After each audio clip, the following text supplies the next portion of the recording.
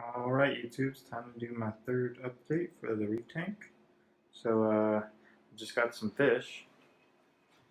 I got two clowns. One of them is called a DaVinci clown, and the other is just the normal. I believe it's an ocellaris, but I'm not really sure about the difference between the ocellaris and the perculia or whatever they're called.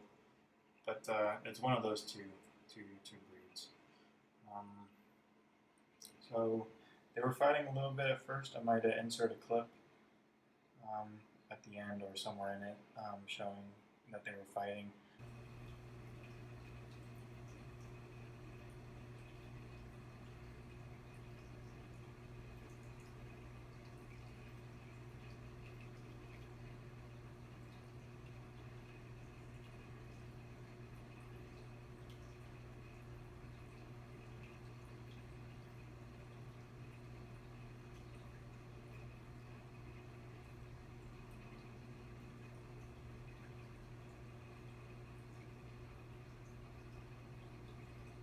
But they're not fighting as much in it now.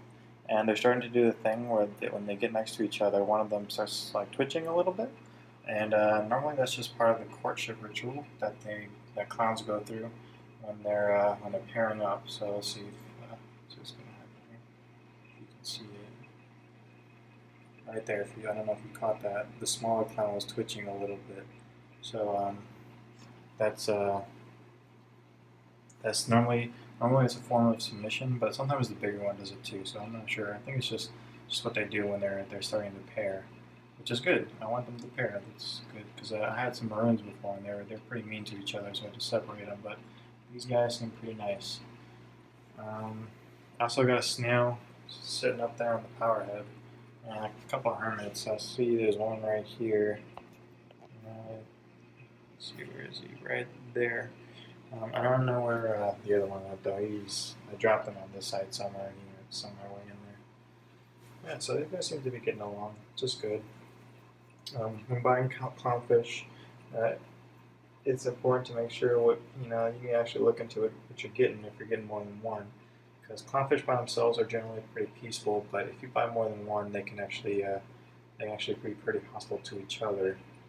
So I know I was looking it up and I found out that this guy, the DaVinci clown, is actually he's actually part of the ocellaris family. So he's pretty nice. Like I was also looking into getting some lightning clowns. A bit expensive though, but those ones are more maroon based, so they can be pretty aggressive from what I've been learning. So I would avoid those unless you really want them. Other things in the tank for update. Let me turn the light on. Okay. It's a little messy down here. This is gonna go soon. I'm gonna be ordering a new power strip, one with individual switches for each of the outlets. That way, when I do my water changes and feeding and stuff, it's a lot easier to turn off certain things. This is new. This is the Hydor auto top off. It's pretty good. I've been having some problems with it because the pump that I have hooked up to it, which is this guy, I believe it's called what's it called? Tom's Aqua Lifter. So been having a problem with this guy. So it's only rated to lift up to 30 inches, and you can clearly see here from the bottom down here up to here is more than 30 inches. It's more like 4 feet almost. So I'm gonna have to figure something out. I think I'm gonna get a smaller jug than that guy. I want to look for like a 2-gallon, preferably. I'm looking for like a 2-gallon, but if I'm thinking about just getting a gallon jug and keeping it up here next to the aqua lifter so it can lift the water high enough. Because right now it's not topping off fast enough, and it's causing the alarm to go off in here. Because this thing will top off, but if it fills for more than 10 minutes and your level hasn't made it to the appropriate water level yet, it'll start alarming and it'll stop pumping. And that's just to prevent, like, if you have a leak in your tank or something, and it's just constantly putting water in there and it starts leaking out. Which is a good safety feature, but unfortunately it's kind of hindering this right now.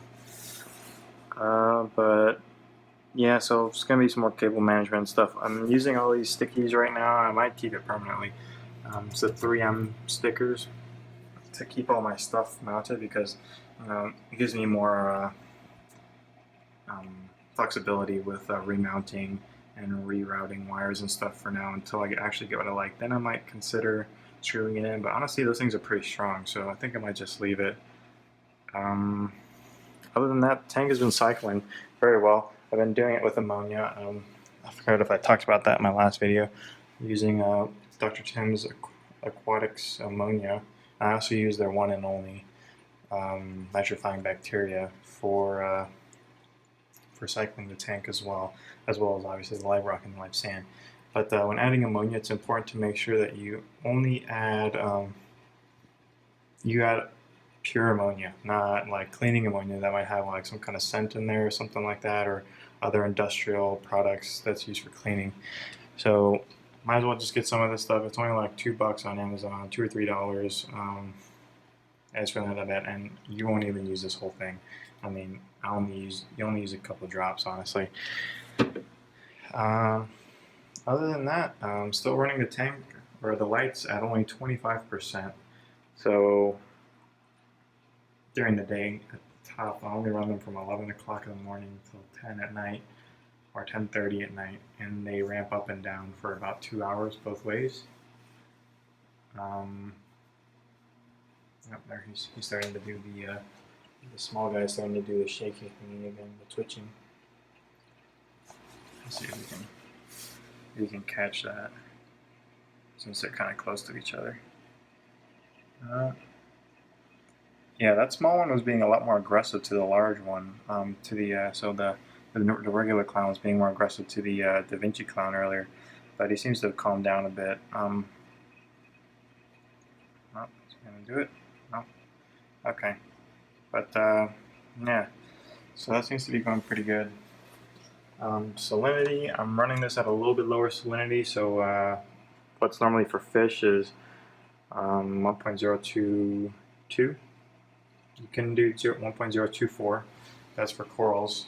But I've been watching these videos online, and a lot of people have been saying when you first add your fish, you want to make sure that your salinity is a little bit lower because it makes it easier for the fish to breathe in there. Because putting them in a higher salinity makes it actually a little bit harder for them and can stress them out even more. Oh, he's chasing him up there. But I'd rather have my DaVinci clown taking on the regular one because that DaVinci one was kind of expensive. It was about $60 just for that guy. Oh, there they go. A little bit of fighting. Okay. He keeps doing that too, where he kind of goes on his side a little bit. Don't know how that works. What that is. Oops. Don't know what that is exactly. But they keep going back to this corner of the tank, but they're slowly starting to figure out the rest of the tank. See what's going on here. Yeah, if they continue to fight, I will remove the regular clown. But they seem to be getting along. So, fighting. And that's not as bad as it was earlier. I'll put a clip in, or I don't know where I'll put it in, but I'll put it in somewhere to show the fighting. It was really bad. Alrighty. That's about it for Reef Tank. I believe this is update 3. If you have any questions, please put it in the comments below. I'll do my best to answer them. And yep. Alright, YouTube. See you later.